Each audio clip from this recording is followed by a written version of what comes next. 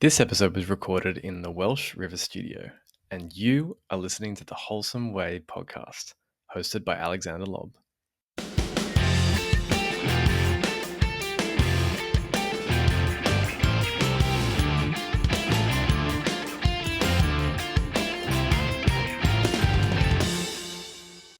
Tim Davey, my friend, welcome to the Wholesome Way podcast.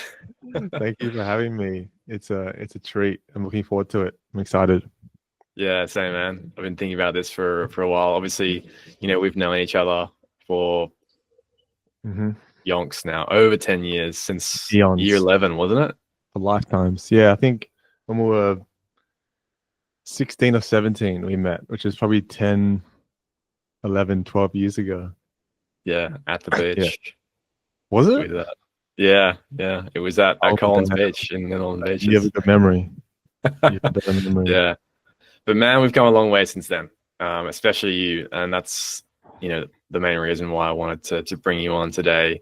The chats that we have, we've seen each other grow from teenagers into young men, and sort of going along the same path as well of self-inquiry. Whenever we meet up, our chats seem to go into this wonderful place, higher place of consciousness of talking about, who we are, how do we stay true to ourselves in this crazy social media, digital world of absolute chaos, navigating the chaos. So, yeah, I'm truly honored to have you on this podcast and hear about your journey personally, and also the urban monk, Tim Davey, aka the urban monk. Yes.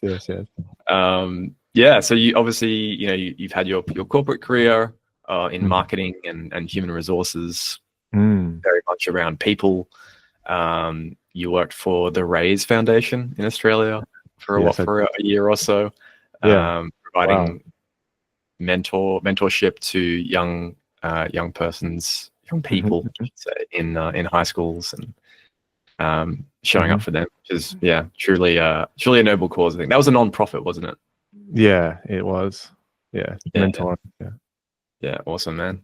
And obviously you're definitely an inspiration in my life too.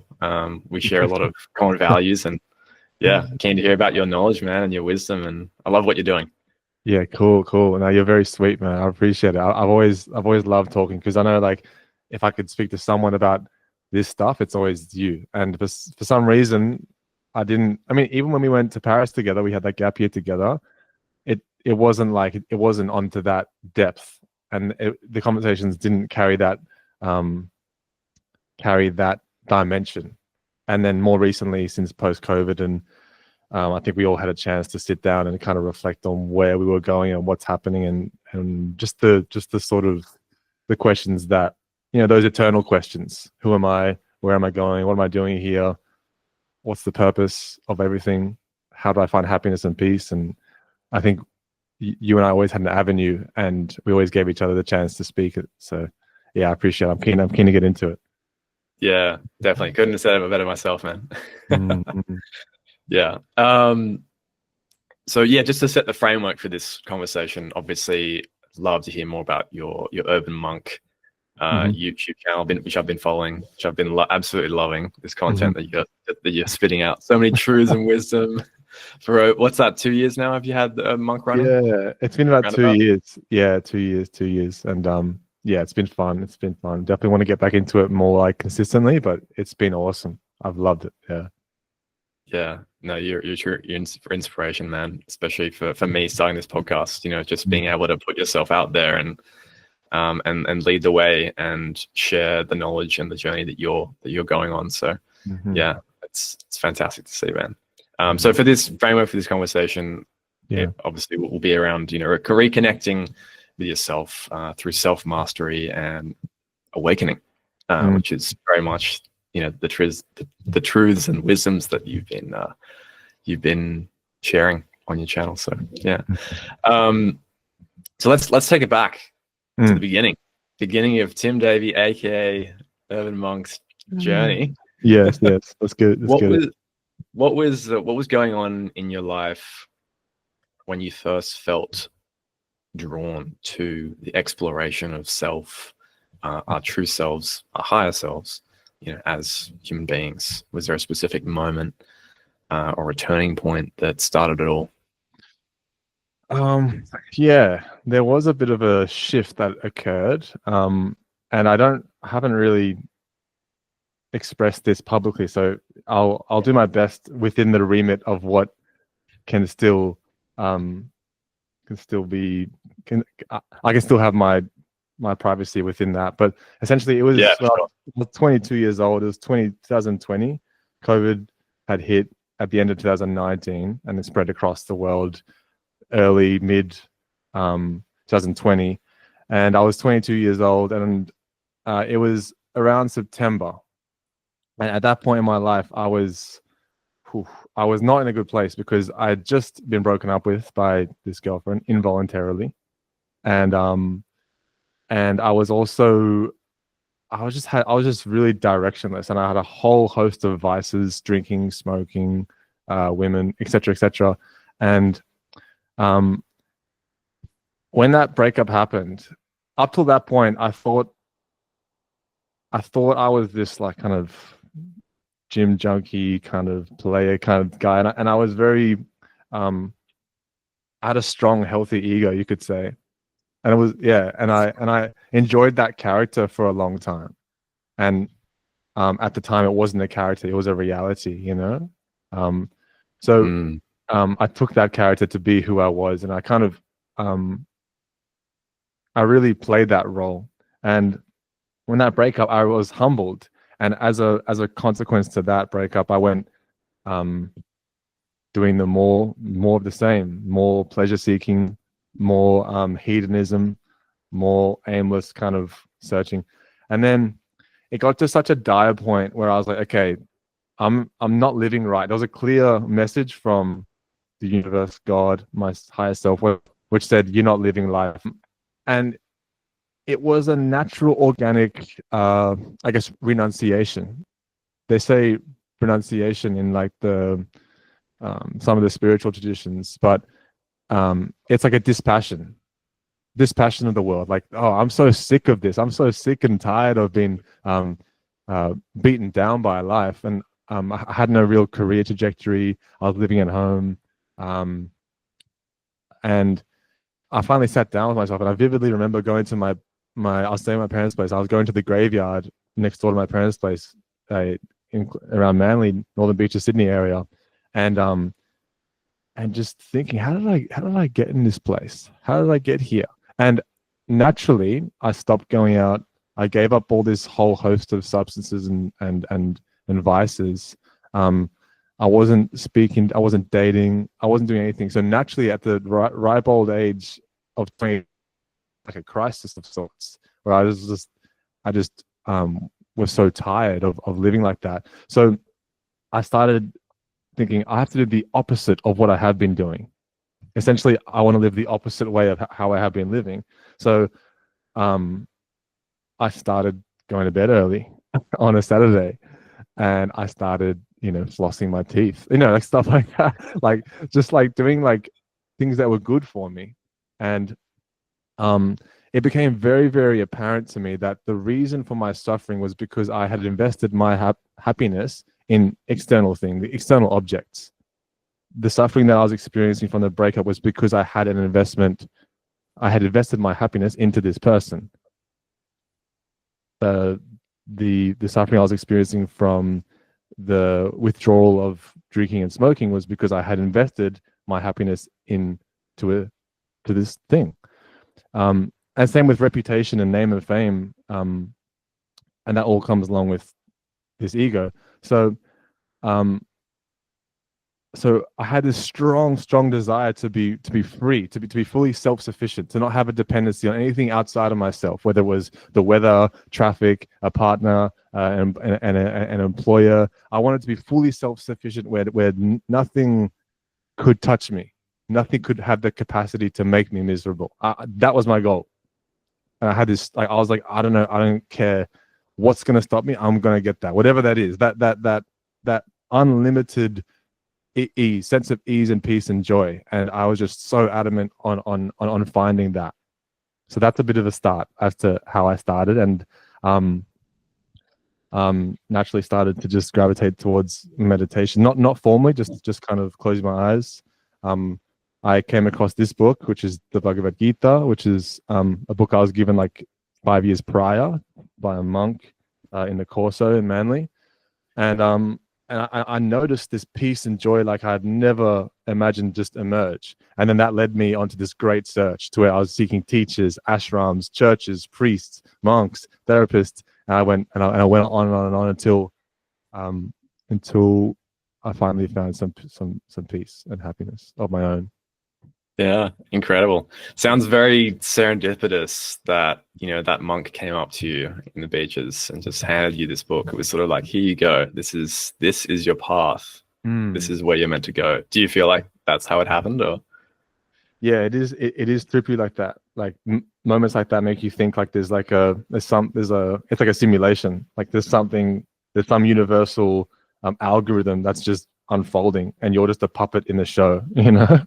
And yeah, I do feel like that. It's like a ticking time bomb. It just exploded, and when I was ripe enough to take it at the ripe old age of 22, I got into it. And when I brought this book home, I showed my mom, and she was kind of familiar with like yoga, like as far as like postures and like asanas go. So she was like, "Oh, you're never going to read that," you know, because I was never a reader. I actually despised reading in high school, and I was not that kind of guy. Actually, the first book I really, really read was this book, and I was just flooring it. I was at work, working for Arnott's, just smashing it, like during my like work hours, just smashing it, and I couldn't put it down. So yeah. Amazing. Thanks for sharing that intimate story, man. That's really something else. And I imagine you're probably very grateful that this sort of awakening happened to you so young, you know, at the age of 22. For some people, it doesn't happen until, you know, their life's almost up. So yeah, that's awesome, man.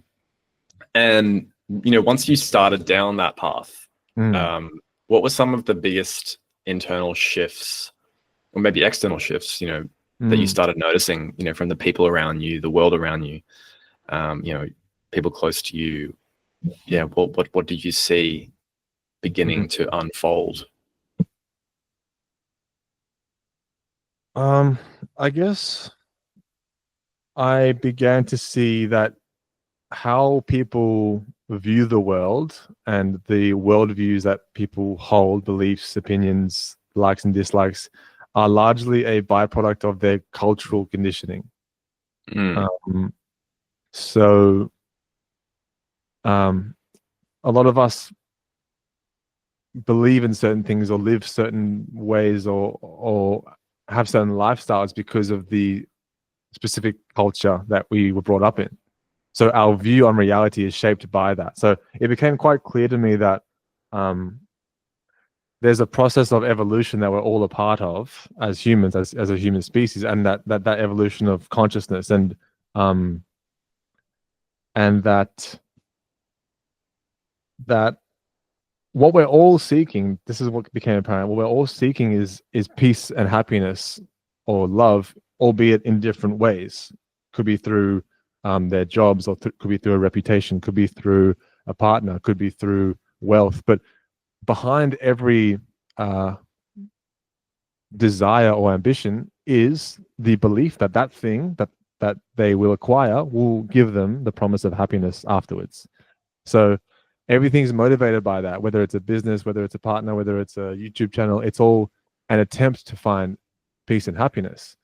And then I was realizing that when I gave up all my pursuits for seeking peace and happiness, then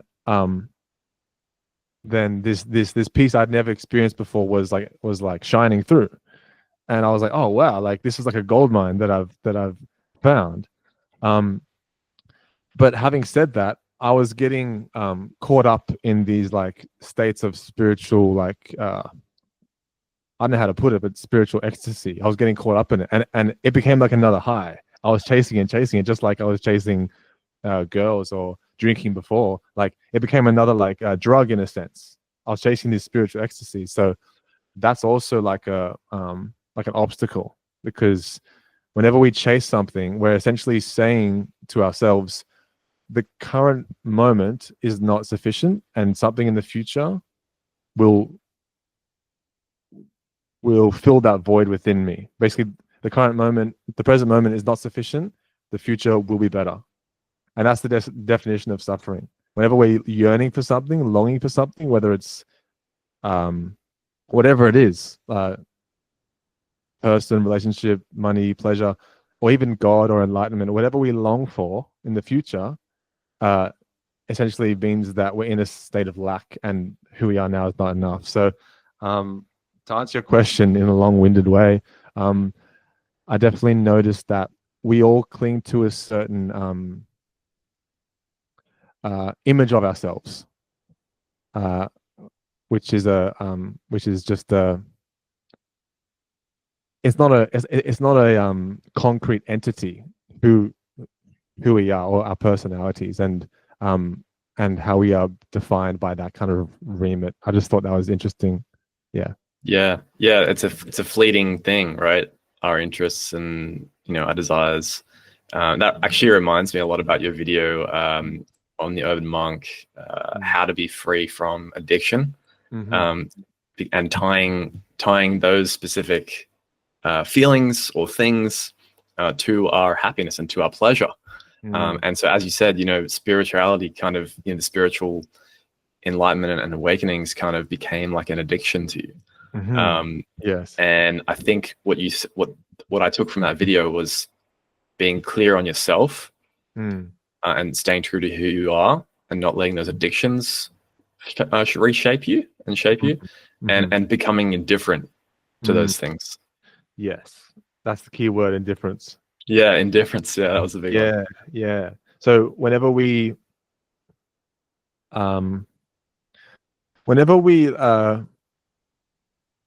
resist or seek anything, it puts us in a state of anxiety.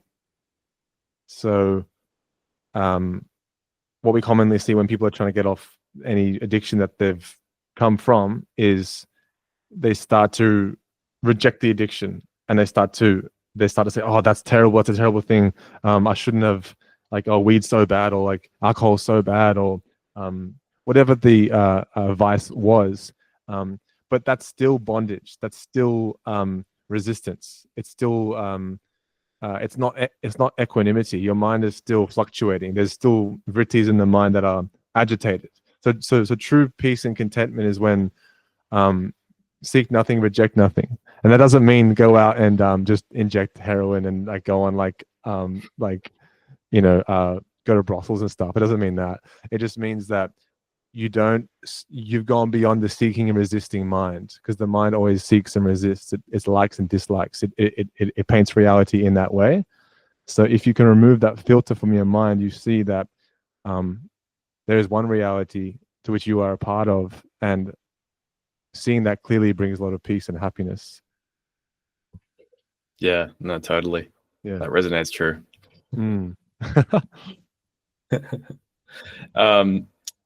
So the Urban Monk. Let's pivot into this whole realm of the wisdom and the truths that you've been sharing, and quite closely aligned with your journey. You've shared so much through the channel so far. What are your key messages, lessons, that you've learned so far on this journey?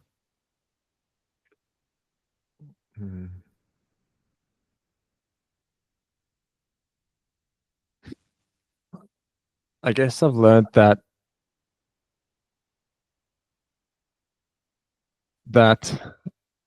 basically what I was kind of alluding at before, which is every action we take is to attain happiness or avoid misery.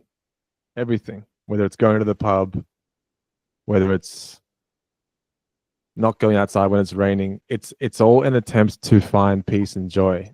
And so long as we seek peace and joy through objective experience, i.e. something external outside of us, then we set ourselves up for future misery because we're at the whim of that external source. So, for example, say, I had a friend tell me, I've got the house, I've got the job, I'm going to the gym, but all I want now is the partner, and then I'll be happy.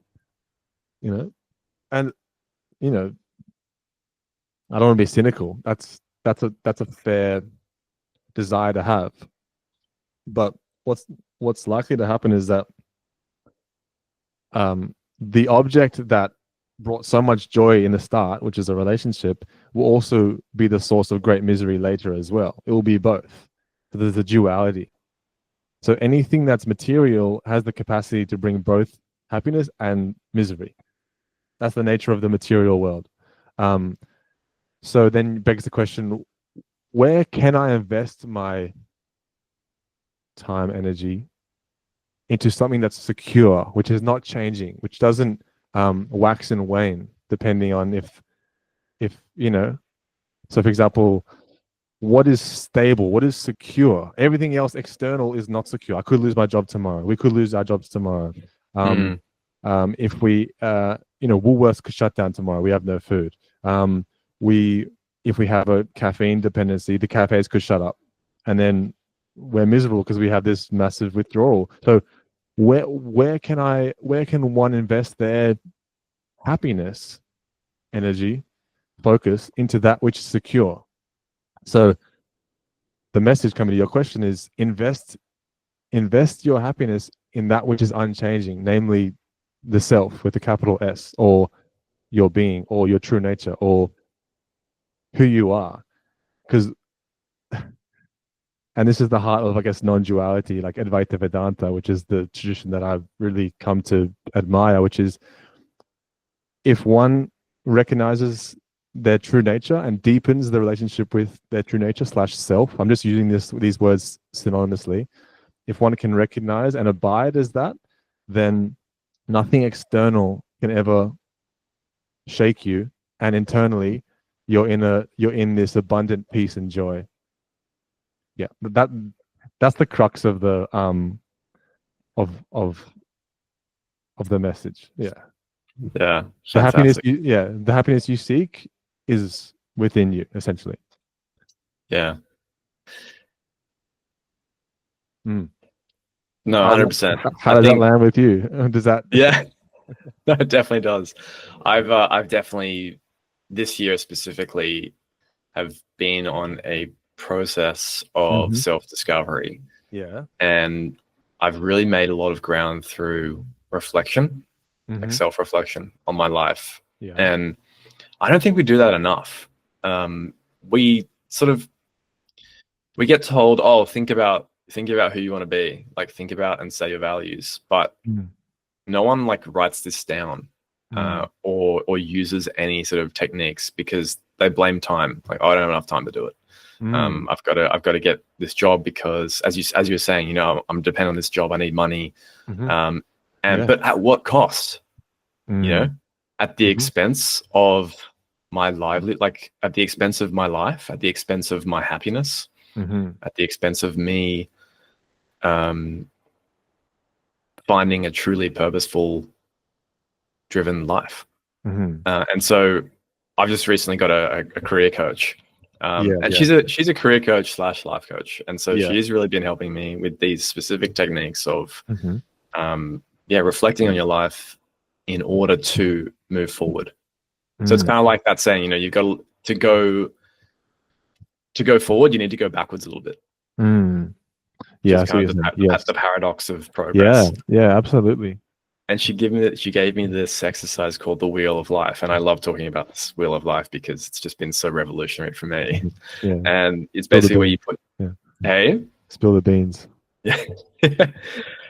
So you've got all of the different aspects of your life, the relationships, you've got your finances, you've got your personal growth, you've got your leisure activities, your creativity, and you put it all in a circle here. And then you rate each aspect on a scale of 1 to 10. How satisfied or how much progress have I made how happy am I or content with those, where those aspects of my life are right now. And what you do is you end up actually seeing your life on one page, and that's quite humbling to see. Whoa, I related my relationships like 3 out of 10. Like maybe there's fleeting thoughts you have. Oh, I've got to got to find my partner, or I'm not really getting on with my dad right now, and then you sort of forget about it. But then once you've actually looked at that as a whole, you realize, wow, like that's where I need to focus. That's where I need to put my time and my energy right now. Right. And it's being able to balance that wheel of life. And so that's really helped me. My one was career and personal growth. And so, but just the power of reflection and looking and what you've been preaching as well in Urban Monk is looking inwards, and it's essentially the same thing, just a different means to get there. So that's true. Yeah, so it's great, and as you said it before, we are a makeup of our cultural environment and our cultural upbringing, through our parents, through people around us. And maybe you agree with this.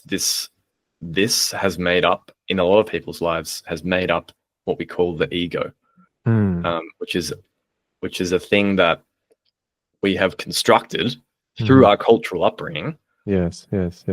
Into this thing that we think that we are. And then once one aspect, or even every aspect of that ego, starts breaking down because it's reliant on external people or external things, we lose control. So my question to you is, like, what is this thing called the ego? Because I think that you talk about it a lot in the Urban Monk, and it's a really powerful, interesting concept, but a lot of people struggle to grasp with it. So what's your understanding of the ego, and what should we do with the ego? So the ego is basically this separate self. It's a amalgam of likes, dislikes, conditioning, memory. It's the story of our lives. It's who we think we are to be. And when I say who we think we are to be, I mean that the ego exists in our thoughts. So the ego cannot exist separate from thoughts. So in deep sleep, if we take this as the waking state, we go to bed, we have the dream state where we're lying down with our eyes closed, but there's still dreams going on in the mind. And then the third state being the sleep state, deep sleep state. In that state, this third state, there's no such thing as the ego. There's no person there. There's just pure consciousness. There's just awareness. So then when the waking state kicks back in, the ego rises up and assumes the form of the body, mind, and ego, and goes on with the day. So it's a very key point I'm trying to say, is that the ego cannot exist outside of thoughts, because there's a thought in the mind that goes, I'm this kind of person. I like this kind of music. I dress this kind of way. I have these kinds of traits. So we could say ego is synonymous with personality, almost. And personality changes quite drastically. So the ego is not a concrete entity of itself. The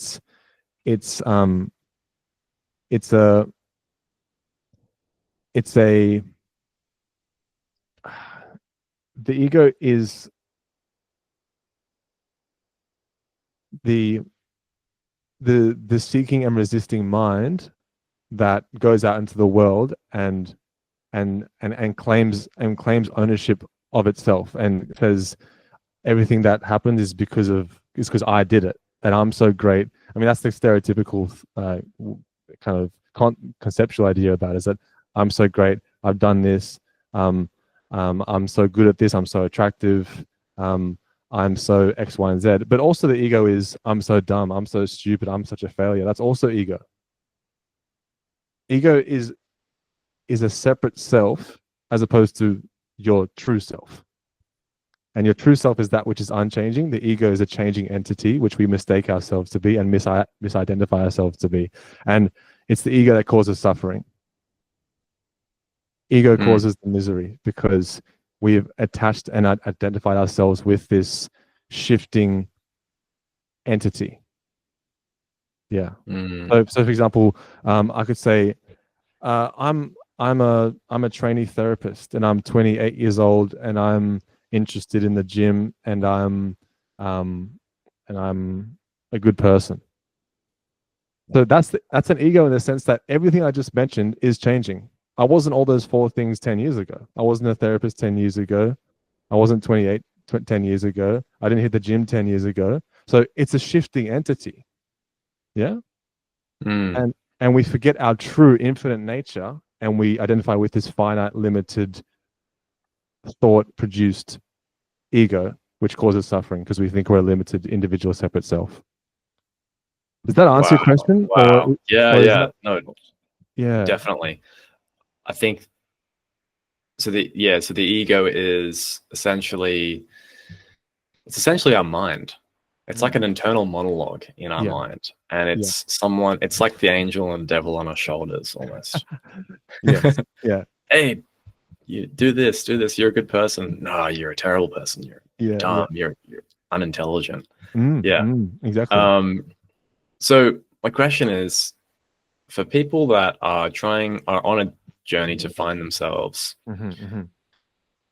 find their true nature, excel, live a purposeful, balanced, healthy lifestyle, at what point does ego come into that? And why should they get rid of this internal monologue? Because maybe some people might actually like their thoughts coming through. Why should people... This might be a challenging question, but I'd love to hear your take on it. I like where it's going. Why should people get rid of the ego? And maybe how can they do it if they're struggling with their internal monologue? So for someone who wants to improve themselves, like you said, in the fitness area, in a career area, maybe in a social area, the ego would be that false entity to stand up and claim the success of the career as its own. I did it. It was all me. I'm so great. Now, I'm not telling people what to do. It's not a moralistic thing. People can claim whatever they want. It's not like that. But that causes suffering down the line, because eventually what happens is we become dependent upon the opinions of others. So we start to rely on the approval, the praise of others. This is the function of ego. And the extent to which we delight in the praise of others will be the same extent to which we suffer in the blame of others. So say we go, oh wow, this feels so good. People like me. They give me so much praise, and you hit cloud 9. Yeah. But a moment later, someone says, you know what? I think you're a prick. Because we've invested our sense of esteem, value in the opinions of others, something external, that means we also suffer the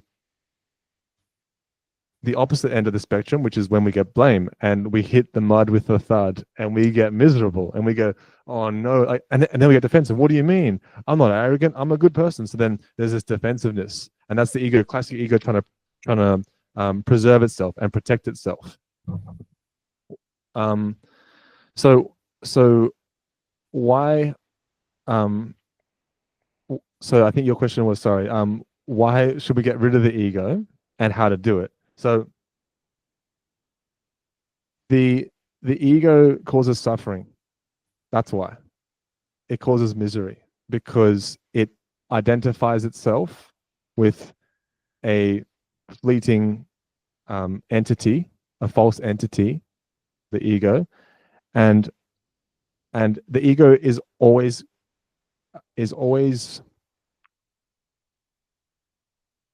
chasing or resisting. And when you're in a state of chasing, you're not content because you're out of the present moment.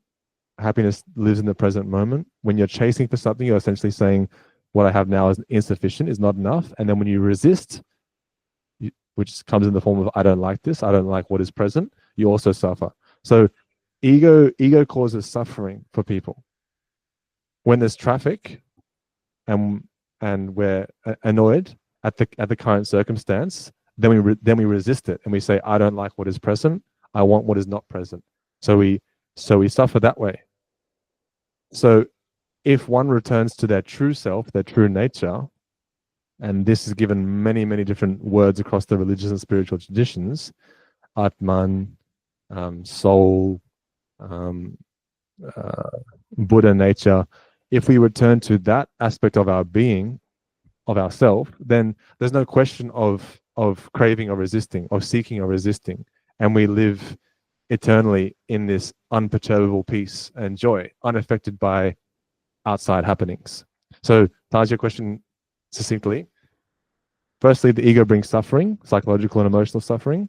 How to get out of it is to inquire into on whose behalf is this suffering arising, and following that I thought closer and closer in until one's true nature is not only inquired into, but abided in, and one can rest as pure being, as opposed to misidentifying themselves for a separate self. I know this is quite theoretical and it's a lot of words, but that's the best I can explain it.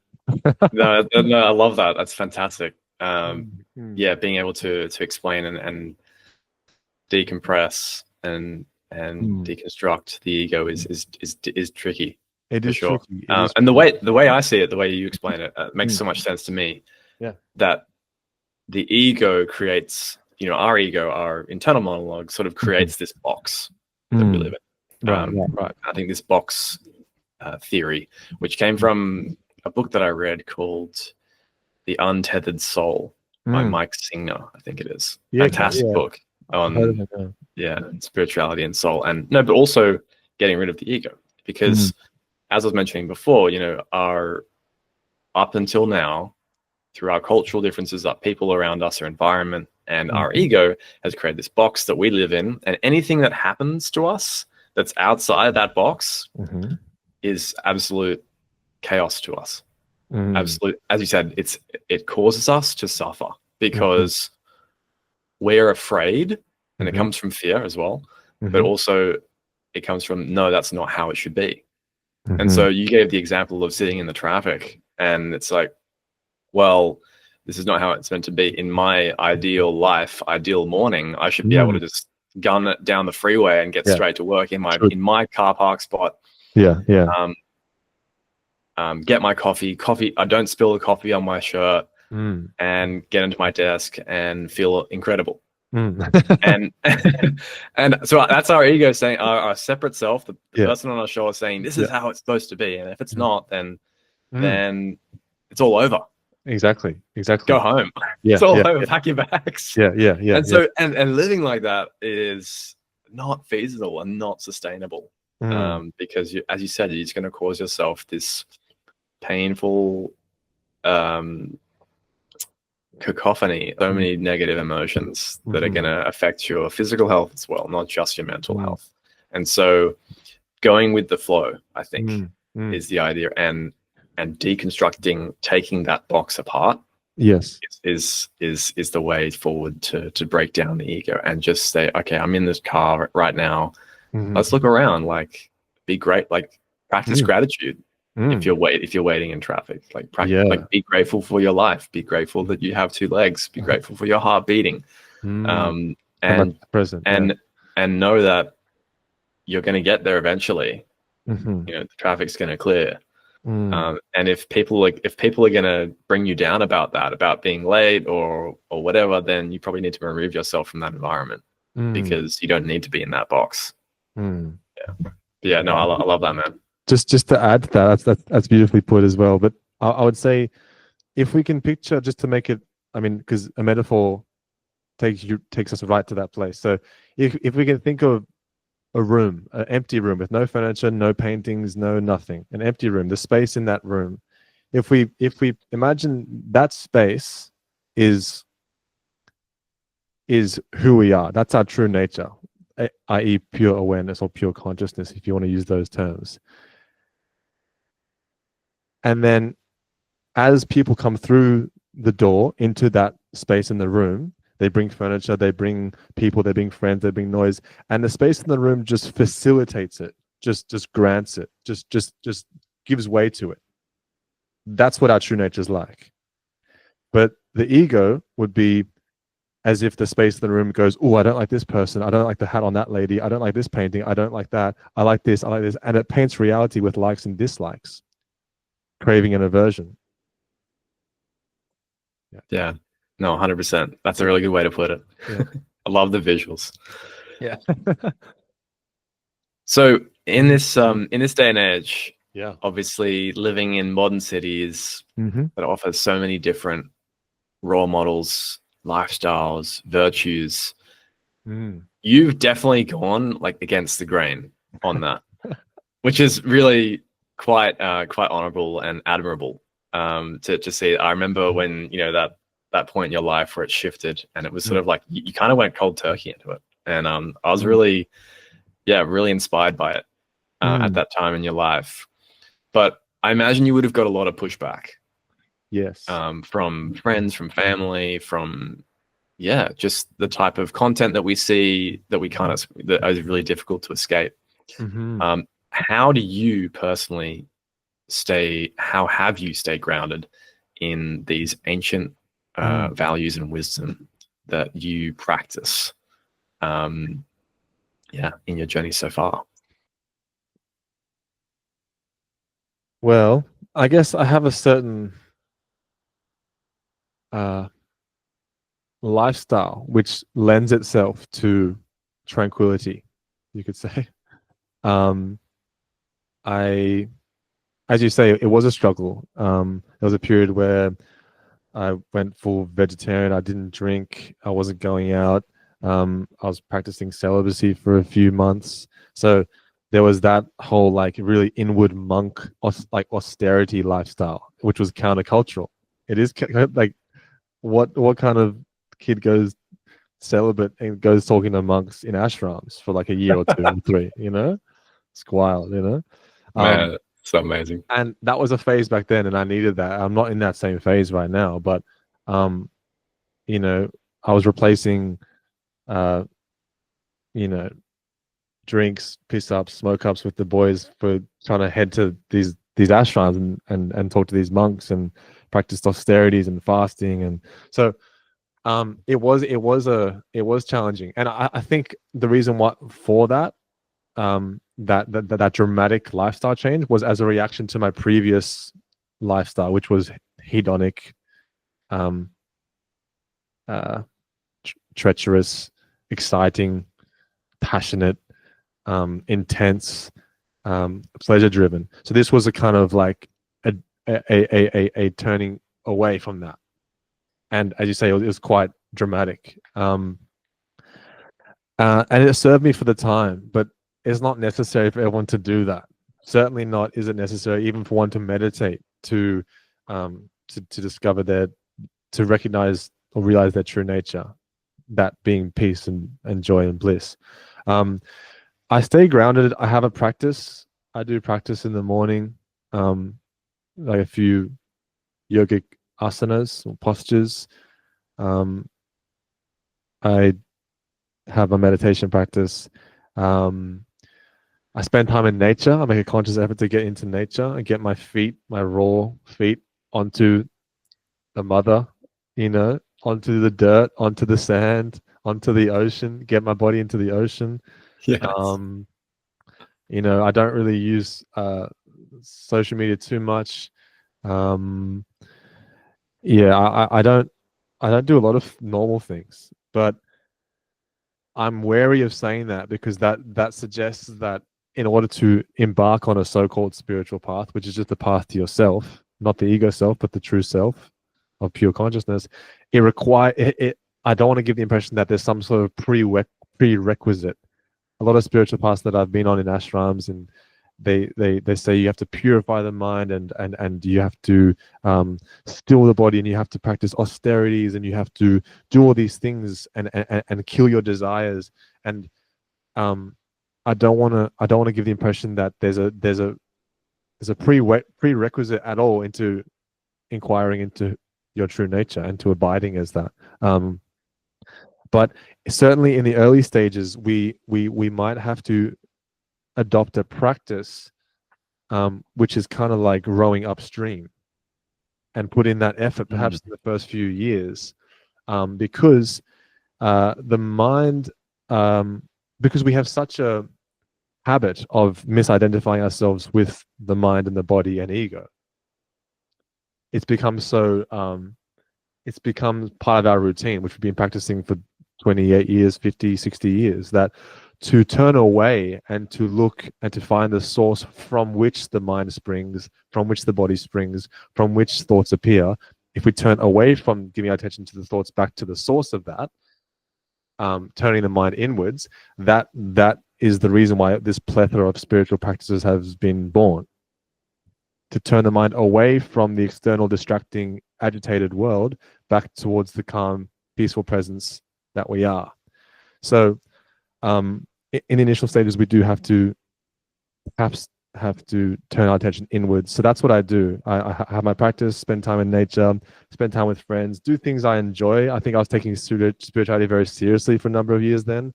I've recently picked up back my guitar, taking it easy, knowing that the process is all unfolding as it should be, and that we're all taken care of. Yeah, that's amazing. Thanks for sharing that. Yeah. But yeah, I try not to get distracted by the billboards or the anything else. Yeah, no, I resonate so much with spending time in nature, and I saw you also, cheering. I saw you cheering. Yeah, in nature for sure. When you said when you ground, like put your raw feet like on the ground, I was like, yes, like that's man, that's so powerful. I've been doing it every day. And I habit stack it. So I do the atomic habit stacking of whenever I finish a run or a workout, I stretch on the grass, like barefoot. And then I can sort of get two things done and like kill two birds with one stone. Right. So I can ground myself for the day. So I always do my exercise in the morning, and then, but also just it works a treat for calming the mind. Oh yeah. And if you think about it, like I'm sure a lot of the listeners here, you can do this exercise as well. Think about, when was the last time that you had your feet on the ground? Not I don't mean on the wood, like in your house, or like on the tiles in the kitchen. I mean like in the dirt, on the soil, on like the real grass. Yeah.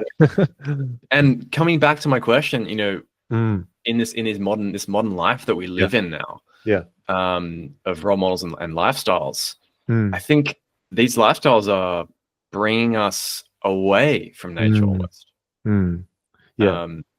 That's very true. Like the shoes that we wear, like for almost 100 years now, shoes are completely made of leather, of materials that stop the flow of energy, of electrons between the earth and our bodies. Yeah, this is great. Disconnecting us from nature. And so I am so glad that you brought that up, because nature is the path to finding our true selves and looking inwards.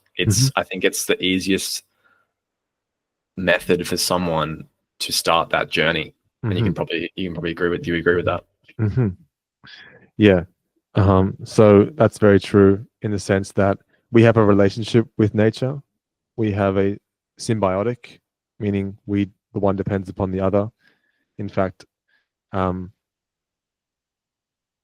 we inhale what the trees exhale. So half our lung is hanging out there. And the microbial life that's within us is one and the same with the microbial life in nature or soil or the grass. So when we connect, there's like a reunion happening, and the whole central nervous system is just thanking us. So grateful. Thank goodness that you're back on sand, you're back on rocks, you're back on grass, you're back on ocean floor. It just the whole system rejuvenates itself like a chronic irrigation. It's like the reunion with the boys, like after so long. It's like, oh yes, let's go. Because it's exactly like that. But it's because your energy's lifted, and you're speaking, being yourself. And if you can observe your mind when you're in those states, your mind is very calm. There's not many thoughts going through your mind. There's just there's more of a deepening into being, into stillness, into wow, this is amazing. Like, look at this creation, and I'm a part of this. And also, not only that, is most of us are not conscious of our mortality. Yeah, so we don't actually think, especially in the first half of life, we don't think about our mortality. But these bodies that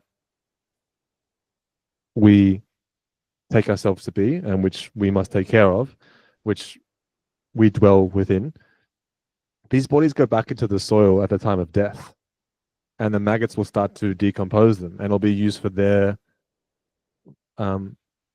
nourishment. So this vessel that we occupy is directly linked with the earth. We come from our parents, but our bodies, our flesh and bones get are used as topsoil, compost, for the maggots to take it down. So in many ways, we are very, very connected with nature, and we've severed our relationship with nature heavily, and that comes at the cost of a whole host of issues, the main one being mental health issues. So in a very, very easy way, if one wants to not only start a spiritual life, but just to find more peace, is to actually literally ground yourself in nature. I'm not a tree hugger, but I do sometimes hug trees. But I definitely think that when we're in nature, great things happen, and it's easier to get into a state of happiness and ease. Yeah, totally. And I think it just provides the gateway, I think, to self-reflection and self-inquiry. And as we've been talking about through this whole conversation, is the first step of finding that true level of consciousness, your true self, your purpose, anything. You need to look inwards, and you need to clear that, detach yourself from who you thought you were. Because I like to see life now, I'm 28 now, I'm still, still very much, quarter life, period. Yeah. Both of us. And I've discovered that life is actually a constant lesson, over 100 years. And I think being humble about it and reminding yourself that you know things, but you ultimately know nothing.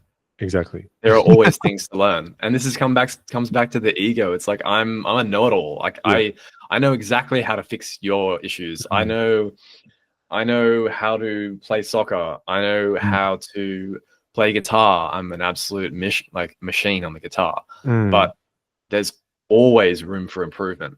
And therefore, life is a constant lesson journey and a journey of learning. And so you're always evolving, and being true and staying grounded in that self, which is changing, will allow you to reach these realizations of, this is me, this is what I want to do, this is who I want to become, and this is the legacy that I want to spread and share with the world. Yeah, that's beautiful. I like that. Yeah, it does. It does come down to kind of like we take ownership and credit for things that happen organically. Like if you look at any success we've had in our lives, it just unfolds. Yes, it took discipline and practice, but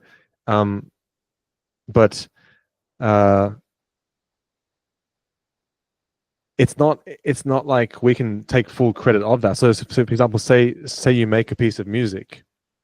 Can you really say, I made this? Or was something flowing through you and some inspiration struck and it just poured out of you?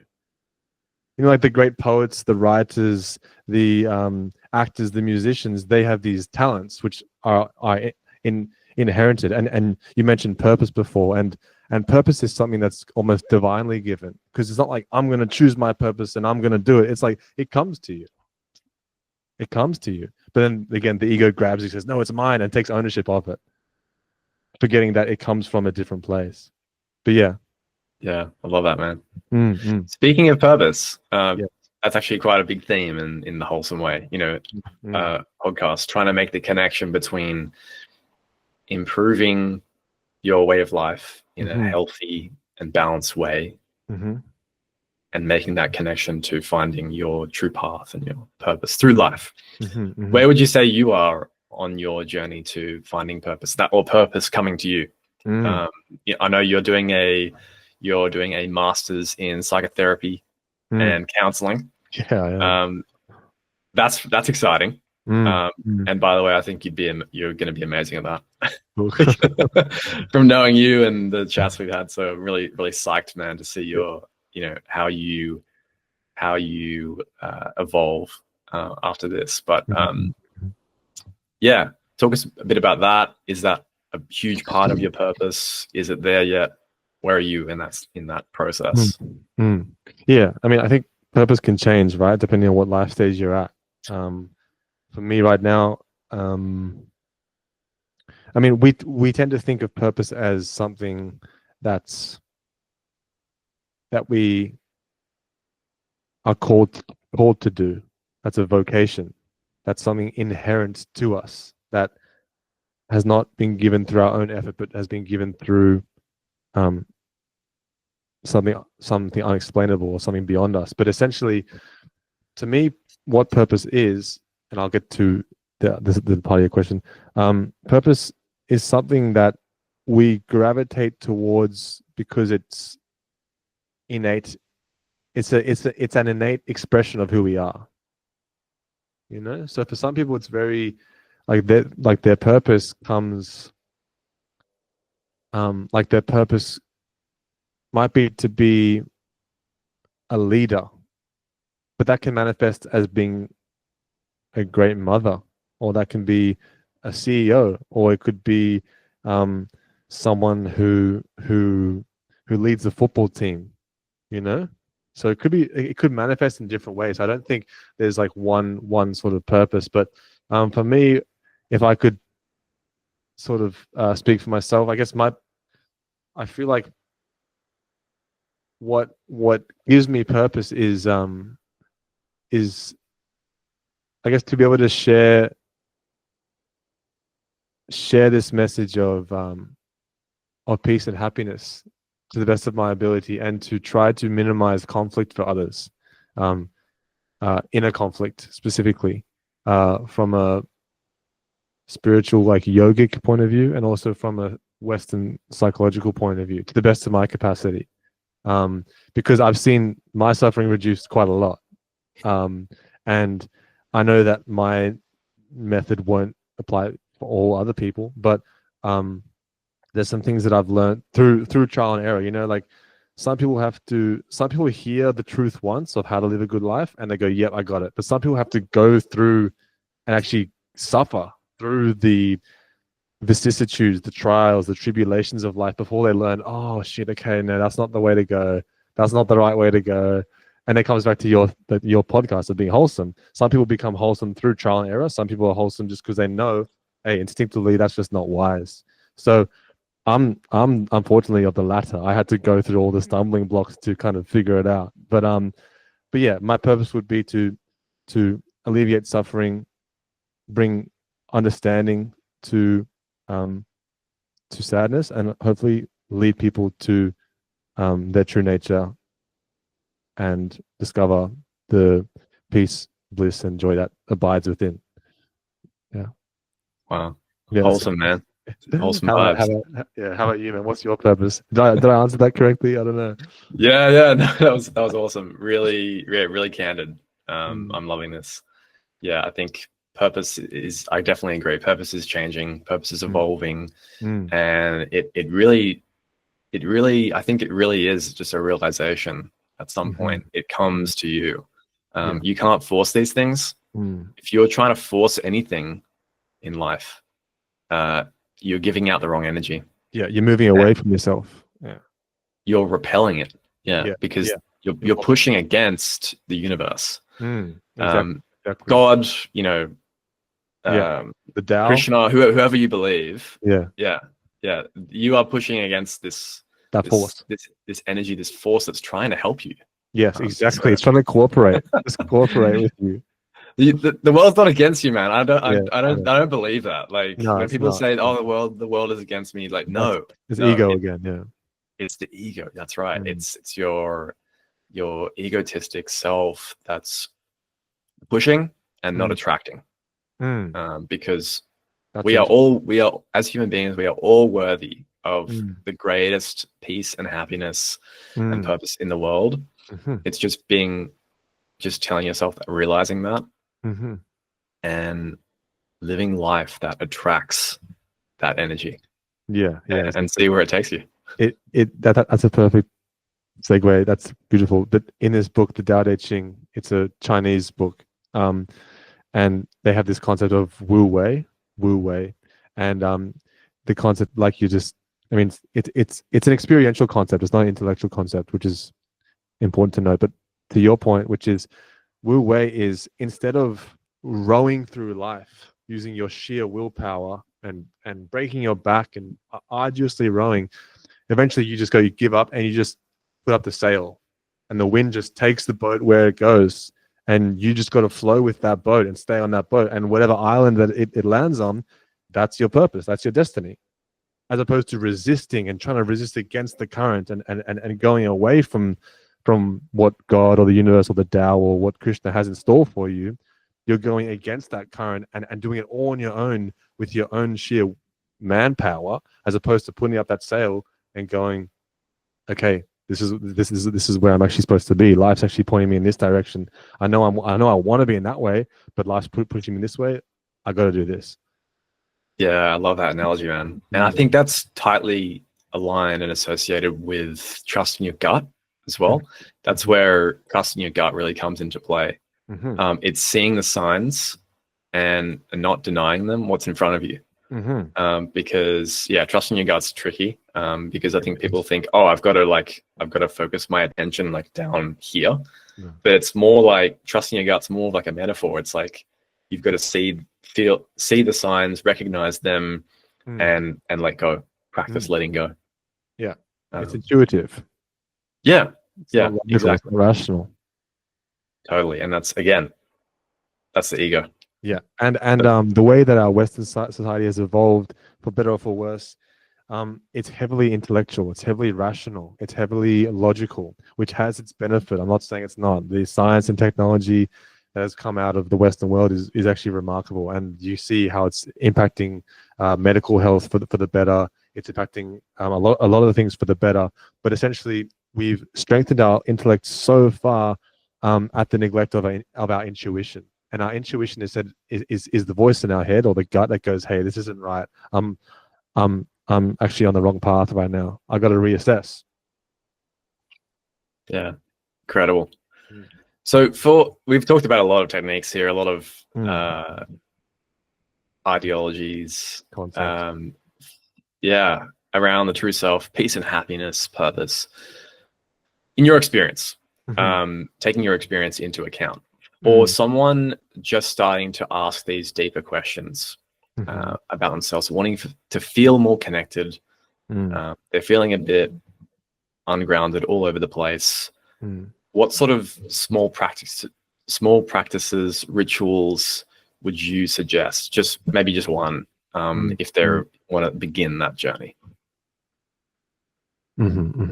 Okay, so for someone who's perhaps disconnected from themselves on a spiritual, physical, feeling lost, feeling disconnected, I would say taking 10, 15, 20 minutes every day to simply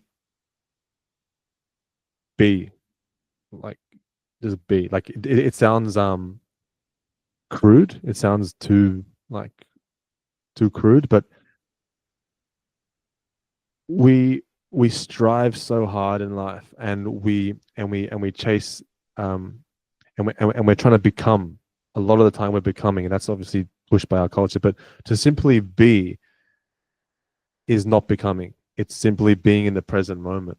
And there's no technique involved. You can just sit down for 10 minutes with your eyes closed and come back to that peace, that inherent peace and stillness that is your true nature. That's the most basic practice that there is. That's what I would say, because once that occurs, and one makes that transition from becoming to being. I'm not saying you don't go out in the world and you don't work on your career and you don't make friends and you don't go to exercise. I'm not saying that. I'm saying give yourself the permission to cease striving just for 10 minutes, 5 minutes in a day, just to be, and watch how peaceful that is. Yeah. That's all I was saying. Yeah. Amazing. I love that, man. So simple. Yeah. And if you don't have 10 minutes in the day, then yeah, you've got to do some reprioritization, I think. Yeah. I mean, some people have very busy lives, but yeah, definitely that first half hour in the day, if it's set up good, the rest of the day is beautiful. And yeah, no matter what's happening around you, you'd be sweet. Yeah, couldn't agree more, man. Thanks for sharing that. It's not really a practice. It's just the most basic part of our basic element of our experience, is because we're human beings, right? But we're always becoming something. We're always getting somewhere. We're in such a rush. So just to spend a few moments to carve it out does wonders. Yeah. Yeah. Amazing. Bonus wrap-up questions. Yeah. Okay. Number one, what's your number one guilty pleasure? This is kind of ironic because we've been talking about. Yeah, I know. But seriously though, at the end of the day, we're all human. Yeah. And we're not perfect. Yeah. What's your little indulgence, man? Yeah, man. I know you've got one. Yeah. No, I